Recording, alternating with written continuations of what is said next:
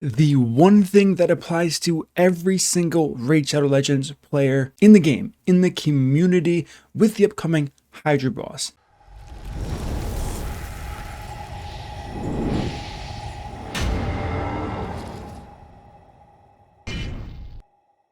Now, let's go over this. What up, team? It is MurderInc here once again, and we are going to be talking about some of the huge changes people may not realize. So, with the release of Hydra, this is the first time in the game since probably Ultra Nightmare was released, and I mean, even Stage 25 Dungeons, where the next level of the game has presented itself to us as the player base. What am I talking about with this? Well, the rewards from Hydra becomes the new endgame. So if you are left behind, left in the dust, or if you are early, mid, late game, and you're not in a good entry level spot to start getting into the Hydra competitively or with the decent grounding behind you, you are going to be left behind. So why am I saying this? Let's go over this so you guys understand it. I'm sure you've already taken a look at the new notes for the upcoming update. I don't know if it's going to be this update or the next, probably this one, but let's go over this really quickly. The artifacts also come in a brand new mythical rarity. So this is like the first upgrade from what we currently have here, which we never really had in the game before. It will start with all 4 substats unlocked, but one of the substats will be increased as if you already plus forward that piece of gear. So you get that on top of being able to roll it to 16. We are going to see some incredible stat power spikes, and across every single piece of gear that you can get, it's, in my opinion, probably going to outweigh some of the empowerment bonuses for most people, since the empowerment is really just for whales and like huge whales. People are going to have access to this for a long time. So this is exciting news, but this is also going to redefine endgame for the first time in a very long time. So you want to make sure you're not getting left behind. On top of the mythical, let's just put mythical artifacts aside for 1 second, even though that is going to be enough to make a difference here.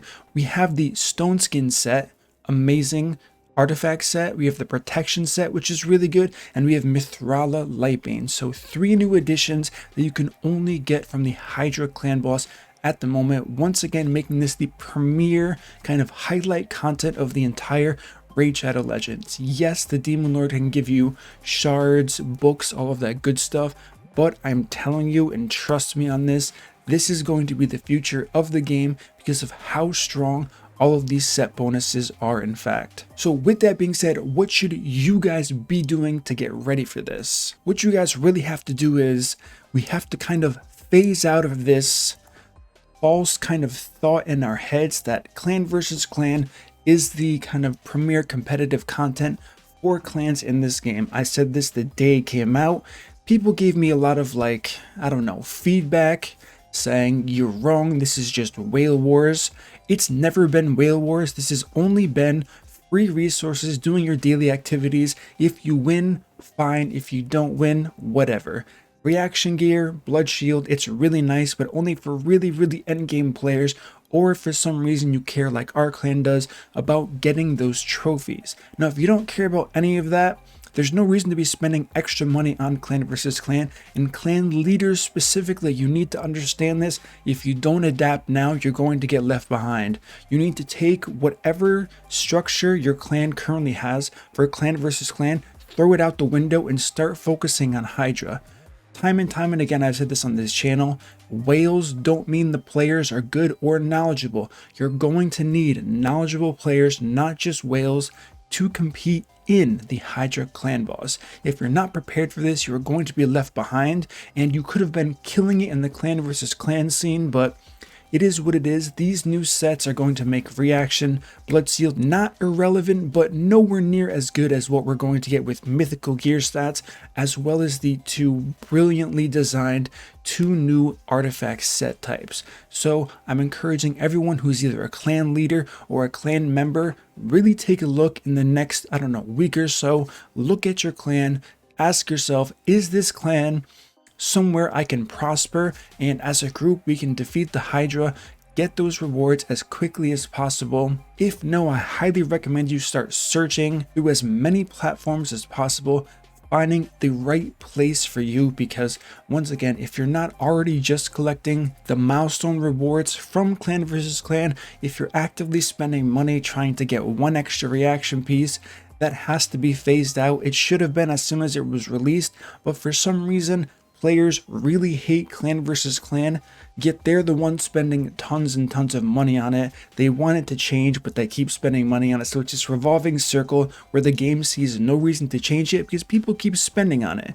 So I really advise everyone to kind of take a look at this with a really open mind here and understand for the 1000th time that I'm explaining it, clan versus clan doesn't matter at all. Win or lose, the rewards are so small unless you're getting 4-0 or 3-0 against your opponent, which is rarely worth it with the amount of investment you need, unless you're investing in things that you would already invest in. So with that point, once again, personal rewards, the milestone rewards, those are the only things that matter at all. Of course, one of those only being tied to winning in clan versus clan, which is a whole separate topic that I don't really agree with.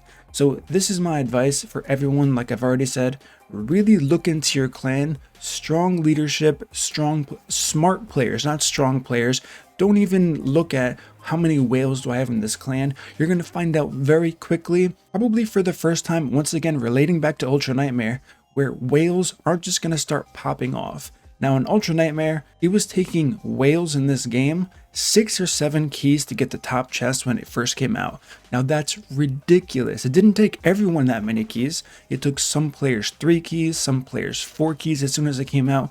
But this just goes to show you that having the champions, having pulled thousands of shards, doesn't mean anything if you don't have the gear to back it up, if you don't have the knowledge to make the proper teams that make sense for whatever content you're doing. You need to find environments like that, whether the players are whales, whether they're medium spenders, whether they're free to play. A smart group of players will always be more successful than a group who just mindlessly spends money trying to get as many resources and things from the game as they can, but they have no idea how to use it. I cannot stress this point enough because I see it all the time in takeovers. People will have accounts with hundreds of legendaries, but they're clearing all of the dungeons in 3 minutes, 4 minutes. They're saying, I don't know how to improve. Now there's nothing wrong with that playstyle if you don't have the time, but it's not going to be ideal if 20 out of 30 members of your clan fit that criteria. You're going to fall so far behind. So I highly recommend you really start looking at all of the players around you, making sure they're up to the task of the Hydra that's coming out, because for the 1000th time already, Hydra is the future content of this game, and it's the future endgame content of this game for the first time since Platinum Arena, since Ultra Nightmare. Platinum Arena is always going to be the most competitive part of the game because it's the closest thing to any skill you need in this game in those 15 minutes once per week. But if you don't have access to high-end Hydra, you're not going to be able to compete in Platinum because the rewards are much crazier overall than anything empowerment would have done to you. If you even look at this last reset, and especially look at the one coming up here, you're going to see the same names at the top of the arena list that it was 2 months ago, 3 months ago. So really nothing changed on that front. However, Hydra's going to come out, every player is going to have access to it, and the players who are in the better structured clans that have a good plan going forward, that can theory craft, that can take compositions and figure out all this stuff, for the first time it's actually exciting to be involved in PvE content, which has never been the case. Bomba was fun for about, I don't know, a week for endgame players. Once it was figured out, it was kind of like, oh, well, okay, this is cool now. Just another boss to farm mindlessly over and over again. The Hydra is looking to be a little bit different. Of course, no one can solo the Hydra, so there's going to be no cheese strategies for this. Unkillable is looking definitely very iffy because the fact that the Hydra is going to take one of your champions completely out of the mix. And if it's one of those unkillable champions, you're going to be, I don't know, in trouble to say the least. And I know people were saying, well, what if you do unkillable and have a third unkillable champion? Listen, things can always go wrong since it's random on which target's picked. Even if you have 3 unkillable champions, if one champion is due to come up in the rotation to protect your whole entire team, that champion can get, I guess, eaten by the Hydra clan boss, There is also the head that removes and steals all of the buffs, and how terrible would that be to put unkillable onto one of those heads?